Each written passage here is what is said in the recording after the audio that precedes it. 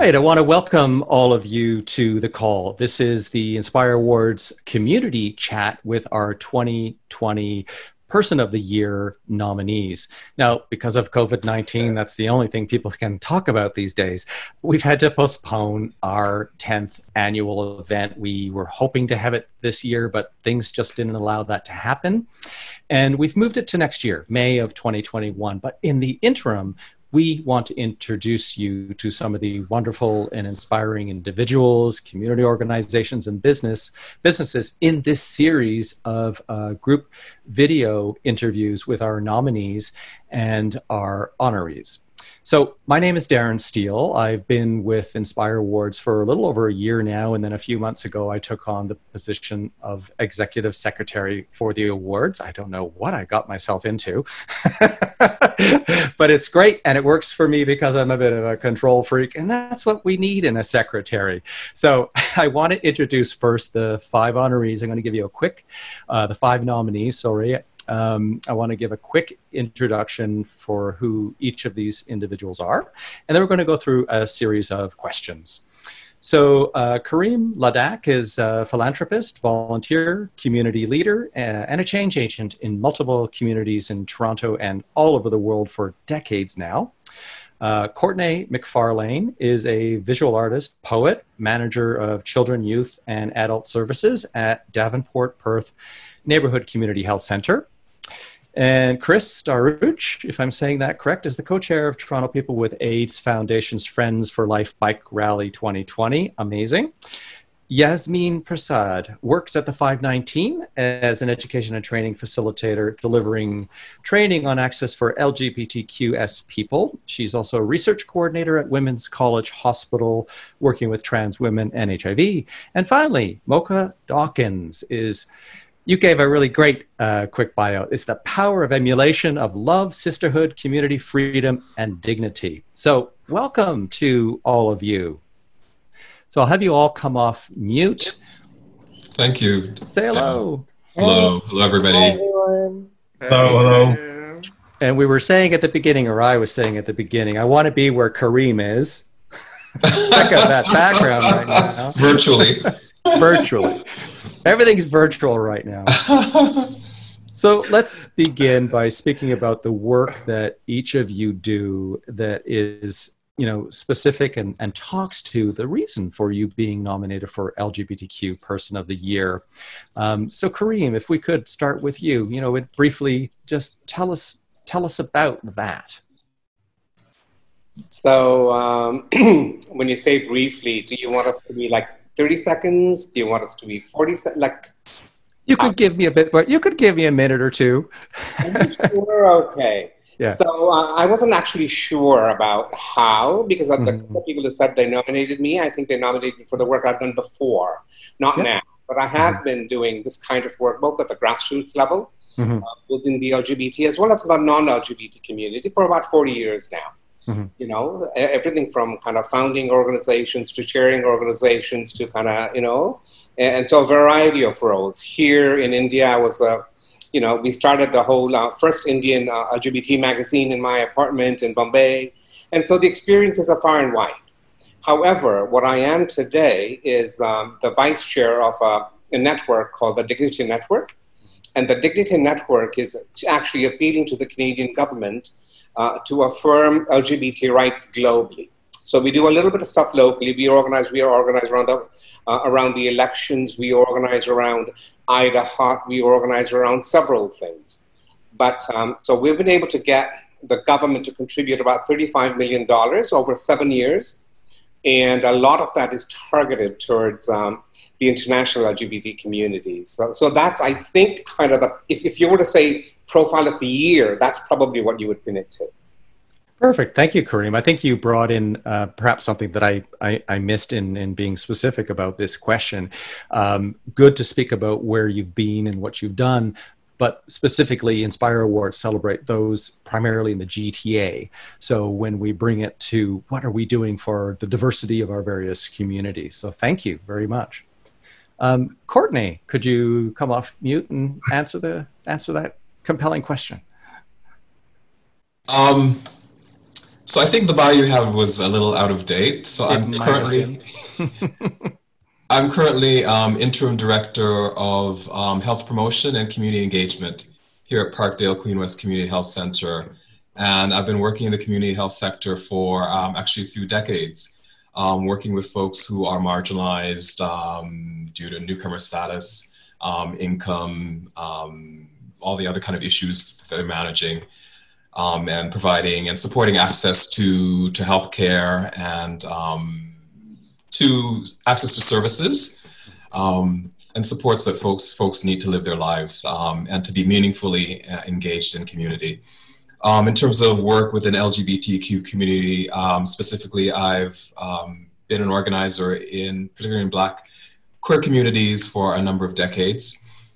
I've also recently been a curator of a project called Legacies in Motion, which is really a project that it's an archival project that really unearths and highlights the history and contribution of Black queer organizing in the city of Toronto, looking at particularly the 80s and 90s. So some of those are some of the things that I've been working on more recently. And just quickly, one question on top of that was that a public archives at the archives, I think, event pre-COVID, or is that virtual right now? Oh no, the exhibition happened last March. Okay. Funded by my museum, and it was held at a Black gallery here in Parkdale called Band Gallery, and then it was continued at the archives in June that same year. Okay. So fantastic. Thank you. Virtual. Chris, we'll hand the mic over to you. Okay. Hey, everybody. I am currently one of the co-chairs for the Friends for Life Bike Rally. As a lot of you know, this year is all those types of events have been canceled. So we've gone to a virtual rally. We did everything from virtual living room cycling to if you didn't have that type of equipment, we figured out a way to get you to run, walk, socially distance, whatever needed to be to raise funds for the PWA. Actually, this week alone, we have our virtual week. So as soon as I finish here, I'm actually going to another Zoom meeting, and we'll be doing a live red dress event where all participants dress in red outfits, and we promote the red ribbon that represents HIV and AIDS. And all this money that we raise goes to the PWA, which is a great resource for our community. Prior to this, I've been part of the PWA's bike rally for 8 years now. Started off as just a regular cyclist, moved my way up to almost every branch of it. Before that, I was part of Pride. Before that, part of the Buddies, volunteered there. So I've done quite a bit in the neighborhood. Other than that, this bike rally seems to be running my life at the moment. I never guessed in a million years that it's almost a full-time job on top of a full-time job. Wow. But we all know that this money goes to a great cause, and so the sacrifice is well worth it. Amazing. Thank you, Chris. Yasmin. Hi. So actually my bio has also shifted since. So you got to send me your new bios. Well, it's not bios. I think it was just a bit of a little bit. So I'm actually the trans program coordinator here at the 519. Mm-hmm. The main project that I work on is the Trans People of Color project. So that project is one of its kind in Canada that we know of. And what it is, it's a project designed for trans people of color. It's intergenerational, and it's really looking at sexual health very broadly, but very essential and tied into trans people of color and the way they access or get access to sexual health and other information. So we've moved into the first phase of a second cohort. Really what we're doing is supporting now, because of COVID, a lot of wellness check-in and a lot of virtual sort of support to trans folks of color in the community. We're allowed to have 8 folks right now. Of course, with social distancing, it's very tight, but we're working around it. So that's part of the work that I do here. I work at Women's College. I'm the research coordinator for the Trans Women and HIV Research Initiative, which is called TRIRI. And basically what it is we looked at data with trans women living with HIV across Ontario, and we've used that data to really create systemic change in a lot of healthcare services, medical services, and really reduce barriers for trans women living with HIV to get access to care across the board. So these are some of the two main things I've been working on. Fantastic. Thank you, Yasmin. And Mocha. Hey. So I want you to ask me the question again. Okay, so Yeah. tell us about the work that you do, or the organizing that you do, whatever it is, that speaks to you being nominated as Person of the Year or LGBTQ Person of the Year. The work that I have done that got me nominated was the fact that I was falsely arrested and convicted of defending myself against, I don't want to go too deep into it, but everybody knows the story at the moment. But basically what I do is I stand up for all LGBTQ plus individuals who have been incarcerated pastly, currently, and even for the future, in setting proper grounds of humane recognition when it comes to that. My bio also needs to be a little bit updated as well. Right now, I am co-owner of From Them Productions. From Them Productions, what we do is we hire all trans and non-binary individuals who have like just desire of artistic flair and just wants to express it in any format possible, and we allow them to live in that expression. So that's just something that I've been doing, as well as I just finished, I got 2 contracts. One I just finished with the University of Toronto as a curator for Canadian sex work history with Dr. Laurie Bertman, which has been fierce. Right now I just got hired by Ryerson University for their research team on trans youth in Canada. You could also visit our website at transyouth@canada.com just to see what we're really up to and what we're doing behind the scenes. And yeah, that's just basically, I don't want to take up too much time, but that's basically what I've been doing, and just keeping it cute at the same time, you know what I'm saying? Keeping the life popping and going. But yeah, that's me, y'all. Perfect. Thank you, all of you, for that. That was great, and a really well done summary to help people understand why you actually have been nominated for Person of the Year. And what just to interject, a lot of people don't know is we don't have a winner. We have a recipient, which I appreciate, I think, because, you know, everyone deserves to become the official recipient, right? But all of you are there and are celebrated for the work that you're doing and have done. So if we move into the next question, so INSPIRE Awards honors the most inspiring people, youth, organizations, and businesses that are LGBT, that support the LGBT communities and the diversity of the communities. And I think we might have lost somebody, so hopefully they come back. So the question is, what inspires you to do what you do for your community? So you've talked about the work that you do that gave you the nomination, or for somebody nominating you, but what inspires you? What is that fire that drives you to do what you do? So Courtney, I think maybe we'll start with you this time around. I'll just have you come off mute, though. Fire. Perfect, thank you. What's the fire? Yeah. What's the fire? You know, I remember many decades ago coming out into Black queer community as a teenager in high school, and being connected with folks who became my friends and mentors. There are folks like Douglas Stewart, like Makeda Silvera, Debbie Douglas. These are folks that I met when I was a teenager, and those are folks who inspired me. So I think my fire comes from connection to folks who I see as mentors, who were also committed to the development of community, the affirmation of Blackness and queerness, and those folks who I met when I was a teenager are folks that are still in my life, folks who are still in community doing work at different levels. So I think I'm inspired by those folks. I'm inspired by those mentors, but I'm also inspired by community. I'm inspired by the resilience of our community, the richness and the creativity of our communities. And, you know, I'm inspired by our commitment to social justice and to change.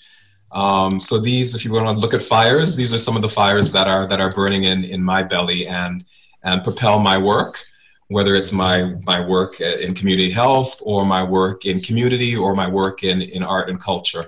Mm-hmm. Yes. Wonderful. Thank you, Courtney. Chris, what's the fire? What's the inspiration for you for what you do? Quite a few years ago, I guess I had a similar story, but I was quite an introvert. I had no problem sitting at home, keeping to myself. And then a few friends of mine said, join this crazy rally. And I was quite impressed once I took a leadership role that you see the changes in individuals from being these quiet, tame people that think they can't achieve a simple thing like a 100K kilometer bike ride, or even to clip into a pedal, or to walk down Church Street head held high. And then after a year of training and mentoring and really lifting their spirits, you see them a year later, you're like, you're a totally different person. So seeing and creating these bonds and connections with people was so inspiring that I just kept stepping forward to bigger, better roles. I always lived by the motto, see a need, fill a need. And so it just happened naturally that once you step into the next need, that there was always another one. And so now I'm pretty much at the top, and now I'm just going to be an executive member once this year's finished. So that need is still existing. Amazing. Amazing. Thank you, Chris. Congratulations on that. Yasmin. I think, well, for me, most part is the community that I work in and are part of, but specifically, I would say a lot of trans women of color and indigenous two-spirit trans women has been the, sort of the motivating factor behind me actually being here and doing the work that I do. So really looking back at the historical context of a lot of these women who, sadly, a lot of them are not around anymore. And there's a few who's still around who act as mentors and really have provided and paved a lot of way for trans women like myself of color and other trans women who are newcomers and refugee, marginalized sex workers. So really these folks have really, ignite that fire in me. Folks like Mocha who have, been doing what she does and continuing to do it, and all the resilience and like they can't break the community. Despite the fact that we have experienced high levels of violence and isolation and discrimination, but I think we keep moving on, and those are the folks who really give me the fire to do the work that I do and see the change, that is potentially already coming. Beautiful. Thank you. And Mocha, that's a good lead in. You're right. I love you, Yasmin, girl. You're so sweet. Thank you. So I'm going to jump in, I guess. So my fire, to be honest, is number one. I was going to say I wasn't going to say Yasmin, but I have to put your name out because I was going to put everybody's name out, but I have to put your name out since you put my name out. You know what I'm saying? But all the love that I have received, like in my dark times from the community, you know what I'm saying? Like I didn't know. I grew up in the hood. My background is very different from a lot of people, and from especially in the community, and like to come out not only in a community where I was raised in, but to come out and look for acceptance in a new community. I know what that struggle could be like when you're kind of misunderstood.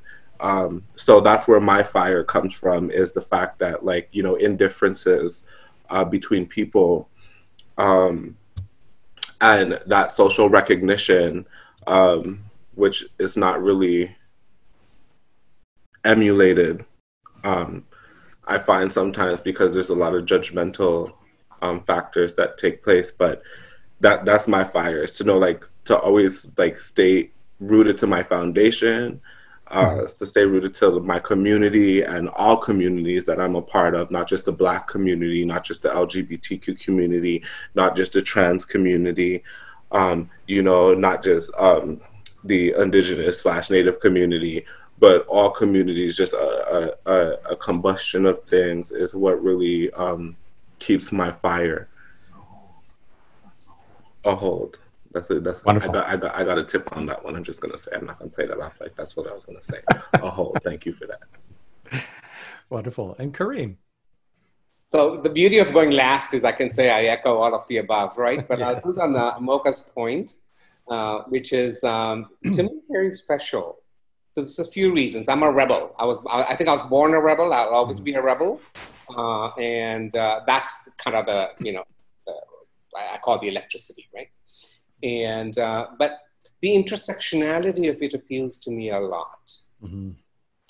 Born in Africa, born a Muslim of Indian origin, having lived in, you know, 10 different countries, coming to Canada, in the land of the native people, you know. So many universes come together that you kind of feel that you're much more powerful as an advocate and as a lobbyist if you combine all these energies, because the pain we're feeling and some of the discrimination we're feeling, I'm not going to say it's the same. We're not the same, but we can relate. Yeah. So I think the intersectionality of it is very, very important to me. The second thing is just a struggle for human rights. I personally believe I, you know, come from a privileged background. And despite what I've been through in my life, which is a lot, there is a sense of, I want others to have the same freedoms that I do, whether it's in my local community or globally. We're one consciousness. And, you know, we all come from somewhere. So it's a diaspora that we need to be aware of. And so that, you know, that combination of the community, just trying to help out. And the third, I guess for me, is just giving is a gift. And when you give, it's almost like you're doing it for yourself because you feel so rewarded. Beautiful. There was a lot of insight offered there. So thank you for that, Kareem. So our community has done a lot of hard work, and many of you have mentioned this in passing in your involvement or the years in which you've been doing what you've been doing, and or the community organizations or businesses that you're currently with. And we've done a lot of hard work to get to where we're at. There's been a lot of struggles. There's been a lot of joy. There's still a lot of stuff that needs to get better. So I guess the question here is there an area in which you think we can be doing better, and what would that look like? And if there's nothing that you want to say that about making something better, then maybe celebrate what is really great about something that you see. But so is there an area in which you think we could be doing better, and what would that look like? Chris, if we could start with you. Better would be, that's such a broad topic. I know Pick one. Pick one topic of the many. I know it seems HIV and AIDS have sort of gone to the wayside, which is kind of not even discussed anymore, but it's still a huge part of so many people's lives. And it still affects so many people on a daily basis that get involved. And it seems the education of the whole disease and everything has become a non-talked about subject. It seems that because of the introduction of an antiviral, and now that we have this virus that's floating around, it seems it's not even discussed. But yet there's the work is still so much more to be done. It would be great to have that day where we don't even talk about it because it doesn't exist. Yeah. Like that would be, I would love to see that in my lifetime, where I'm not saying we can have all the promiscuous sex we want, yet we'd love to, but it would be great to not talk about it like it's a life sentence. It should be We should be worried about love and compassion, not about what you can catch from it. So that's what I would love to be able to fix that, and have an excuse not to ever have to raise money for charity for HIV. Like, that would be an amazing feeling to say unneeded. Yeah. So that's my big one. Yeah, I agree. I think it's one of many topics, but it's a topic that, like anything, when it's been around for so long, it's easy to forget about it, but it can't be, right? Yasmin, for you, what could we be doing better? What does that look like? I think what we could really be doing better is access to care. So access to care for trans people, but not just access to care, but access to care from an intersectional lens. Because often the way care is delivered for trans people can feel very sort of like from a Western lens, and there's no cultural or intersectional lens approach to it. And I feel like that is what, it's a big piece that's missing.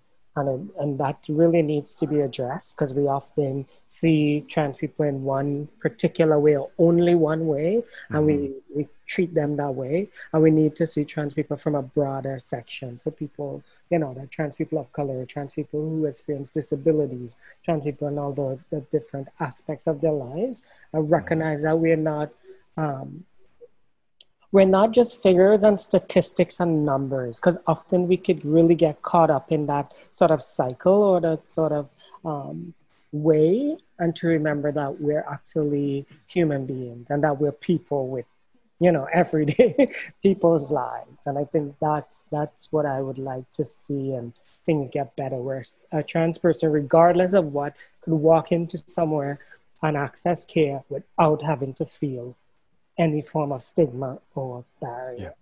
And that would be the idea. Yeah, we're seeing with like COVID-19 how it's sort of the great revealer in a sense, and the statistics they're pulling that are showing that, of course we know this, the people that have the least amount of income, the most food and housing insecurity, let alone trans people, and that intersection, like how do we provide and how do we look to a future of better care provision that speak to these individual needs from a social and humanitarian perspective that is not global or just simply universal. Yeah, and then in light of what happened in the US recently, have also compounded on top of that, and how people of color and trans people are experiencing much more forms of discrimination and marginalization than before. So really, really having to think about that. And it's a pity that we, again, have to be in that situation. I say we because, to really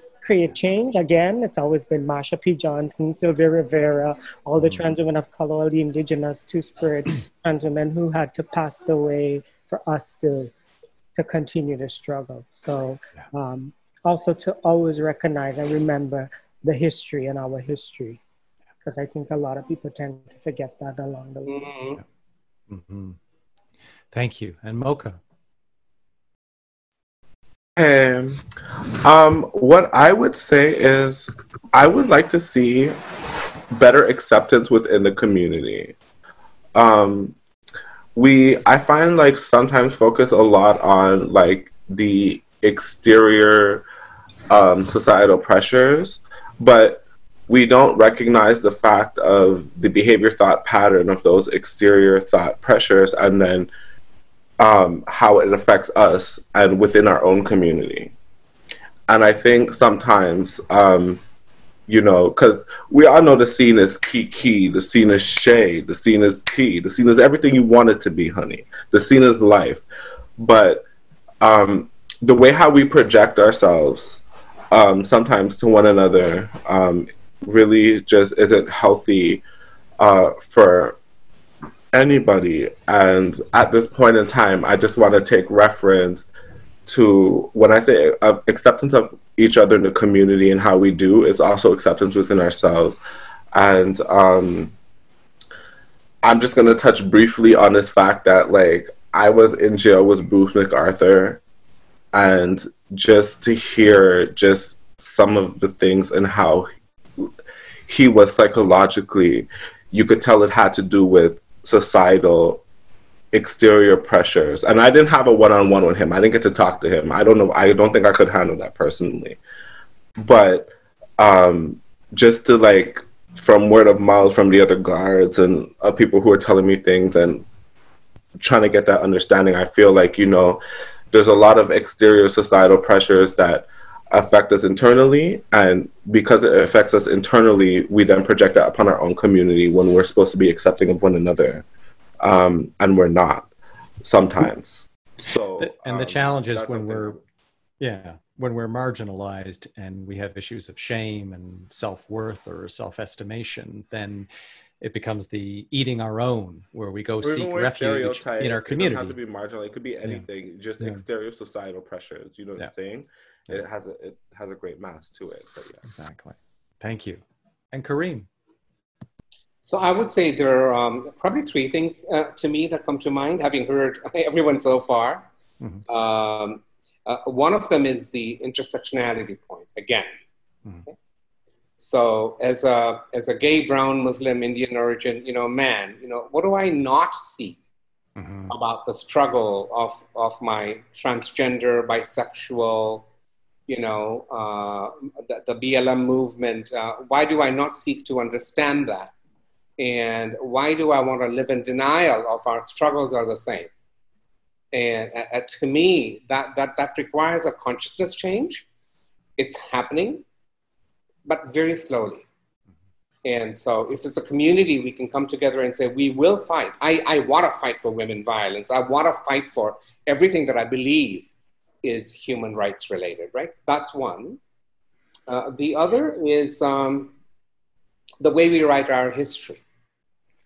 So, you know, someone has just published a book, and so Eric Cervini, and so you'll find out in that book that Stonewall was not the beginning of the revolution. Again, the white man wrote it, right? There was a lot of transgender and Black women who did stuff in the late 50s and early 60s who put their lives at risk for us. And so the way we write history is yet again in the LGBT community, unfortunately written by a lot of white people, you know? And the third one, I think, in my opinion, would be to act globally. So, you know, if there are 7 billion people on the planet, and even if there are just 5% of us who subscribe to the LGBT, and you know, Chris, I would say the HIV community, there's so much, I agree with you completely. I think we've just kind of, you know, unfortunately, there is so much going on there. But if we can include that in our intersectionality and say, that's 350 million people, we won't be like, we're such a big community, and we can fight things like 377 and so many other legal issues so much easier if we were just to bond as a global community and say we're one. Beautiful. Courtney, I have to have you follow that. I'll become off mute. I mean, I would say amen to everything that's been said before. I mean, I really do echo many of the themes that have been mentioned by the other folks who are part of this discussion. Really, I think a lot of us have always recognized the intersectionality of LGBTQ communities, but not all of us. And so looking from an intersectional lens is really looking at how power and privileges is distributed, and recognizing that even though in some aspect of our identities, we may experience discrimination and marginalization, there are other aspects of who we are that give us access to power and some access to privilege. And so my thing is, how are we using it? You know, are there ways in which we are continuing to marginalize folks who are part of our diverse communities? Are there ways in which we are continuing to oppress folks who are part of our communities? Are there ways in which we are not seeing the struggles or the diversity of our communities as ones that we should take up? So for me, it's really about looking at the ways in which we are differently empowered, even though all of us share some aspect of marginalization, and really how we use that power is important. And to Kareem's point around history, you know, history is written by the conquerors, those folks who are in power. So having done the Legacies in Motion project and working closely with the archives, it was really interesting to me that the archives were founded by generally white, middle class, and upper middle class, cisgendered, gay men. And within the archives, there's really an absence of artifacts and items relating to the history and the experiences of racialized trans and other folks within those archives. So part of the work I was doing in the project is really about, you know, locating and utilizing the personal archives that existed out there in community and bringing them in, and bringing them to the fore for other people to see and to recognize the history that has not been shared, the history that is not known about, except for the people who were directly a part of it. So I think history is an important piece, and intersectionality and the understanding of privilege and power are things that I think we as communities can do better. Amazing. So we're coming to the last question before we wrap up. So I'll ask if we can keep this one really brief, and it should be an easier one to answer. Why do you think INSPIRE Awards are important to celebrate our diverse communities' accomplishments? And let's start with Yasmin. I think the awards are great because we often don't get recognized sometimes for the work that we do, for just for who we are and the activism, like going back. But I also think what it does is it sets up for folks who are looking for role models, or people who they can look to and in the community and look up to as not just role models, but people who have done the work and are willing to do the work. And this will inspire not only us, but them. And that's why I feel the INSPIRE Awards are quite important, recognizing the work across the board, but also inspiring other folks who might feel sometimes they can't do the work, or it's too heavy, or whatever small form of activism that they doing does count. And this so it's inspiring to inspire. And also to allies, right? For allyship around us, because often we could only think of, we only need LGBT people to do everything and for ourselves and by ourselves, and having great allyship around this. So the INSPIRE Awards could also, you know, build that out in a way. Perfect. Thank you. And Mocha, over to you. I think it's important because nonetheless, it could, within the community, it drives the inspiration. And that's something that you always want. You need something to look up to. You know what I'm saying? Kind of similar to what Yasmin is saying, but when we recognize, like, you know, a lot of like trans youth, non-binary youth, gay youth, whatever the case may be, they are more seen. They more see the world in a social media aspect, right? Towards not towards, but instead of the truth of what the reality is, in which some of the hardships, in which like how we even got here for you to even recognize, like, you know, certain people who you admire. Like, you know, I'm just thinking of RuPaul alone, you know what I'm saying? But I think like this is where stepping stones are set with INSPIRE Awards, and this is how people will continuously grow within the community, is when they feel like, you know, all the work that they put in can be recognized and accomplished. It gives them a satisfying feeling because they're always giving people satisfying feelings. You understand what I'm saying? So it's nice for that love to be emulated back. Sometimes it has to be emulated towards, it could be emulated back. So that's where I feel INSPIRE Awards stands in this state. Great. Thank you, Mocha. And Kareem. You know, I would say in the last 4 weeks, I have received a bouquet of flowers from 2 lesbians, and then I received another bouquet of flowers. And, you know, it had me think, because we don't often take time to recognize each other, you know, and there are so many selfless people here. I'm watching them right now. You know, Mocha with the, you know, I don't know the color of the nail polish, but I think it's kind of green. It's mashed up right now. Yeah, I gotta get them. I gotta get them redone. Yeah. I mean, it's so wonderful to see the vibrancy, you know, here, and people put themselves out selflessly. You know, the work that Yasmin's doing. Chris, Courtney, everyone is doing. So once in a while, it's okay for the light to shine on us and recognize, and I'm particularly thrilled because all of you are so much younger than I am, and I'm so inspired by your stories, So I think recognition is one big key thing. And the other one, as Yasmin said, is I think, if we highlight them, it gives people a chance to observe the role models that they have. If you look at in the mainstream community, what Michelle Obama, for example, has done for Black women in the US, it's amazing. And so we need much, much more of that kind of role modeling to happen in our community. Great. Courtney. Yeah, you're on mute still. So I think the acknowledgement that we may get as individuals are opportunities for us to highlight the issues of the communities that we're connected with. That's sort of what I think is an important piece. So it's not so much for me about me, but about the work in the community and the issues that are being faced by the communities. So I think it's really opportunity to shine a light on that, and I appreciate that. And as other folks have said, as I was inspired by folks who were out there doing things that I heard were doing things, I would hope that the profile that the INSPIRE Award provides would also inspire other folks who want to do things to see that folks are doing things and then take action themselves. Thank you. Beautiful. And Chris? Wow, that's a way to end.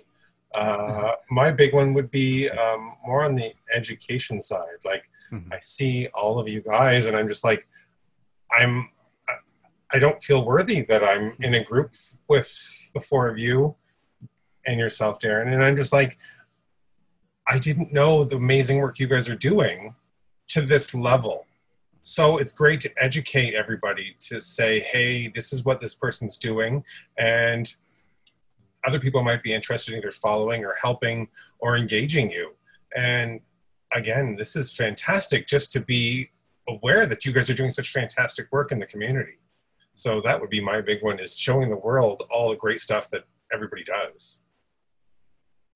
You're with us too, Chris. Don't be ashamed. Oh, yeah. Like, you're doing work with us too. Oh, my goodness. Yeah. Well, we'll kind of do a rapid fire wrap up before we officially close. Parting words, parting thoughts, maybe just a couple of sentences. It's up to you what you want to share with our viewers. And Mocha, let's start with you. Is that to me about what I want to share? Oh God, I got so much to share. Like, gotta keep it tight. Smart thing to start with me, right? But no, all I really want to share is really and truly, if we recognize what's going on, like, period and truly, we realize like the earth itself is in a lack of love. And we really need to just really embrace one another, be there for one another, and love one another. During times where we feel like it may be indifferent from our own personal views or whatever the case may be, but it doesn't mean that we can't be there to give an ear to listen to, or just open arms to give a hug. I feel like love is just the main thing, and I feel like within the community itself, especially the trans community, we're looking for the survival of trans sisters and brothers. Especially for all those who have been, not only murdered, but committed suicide. It's just a lot. So just a lot. I just want to, whoever's listening, whatever, just always love, even though sometimes it hurts too. Love is not just love comes in different forms. And once we could accept all forms of love, we can continuously grow as a community. That's what I have to say. Maybe lean on others for inspiration, as this group has demonstrated, but also just ask for a hug when you need one. Kareem. So my motto has always been, if it is to be, it is up to me. Beautiful. Courtney.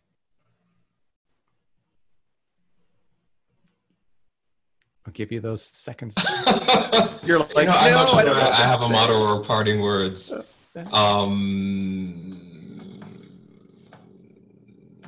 I'm leaving with a sound. I'm sorry. You know, I guess it's a notion that the fact that we are here is really about the folks who came before us. And so, you know, as LGBTQ folks, you know, we are standing on the shoulders of our ancestors, those who fought the fight to get us to where we are now, and we too will be ancestors. So I think for me, it's about recognizing the history and our responsibility to carry that history forward. That's sort of what I would leave folks with. Perfect. And Chris? Tomorrow night is our candlelight ceremony where we recognize people we've lost to HIV or to people that have had challenges. And you guys are going to definitely give me a nice inspiration to try to get through it with a smile. It's going to be a difficult night. And thanks, everyone. It's great to meet you. Thank you. We love you too, Chris. Thanks. And Yasmin?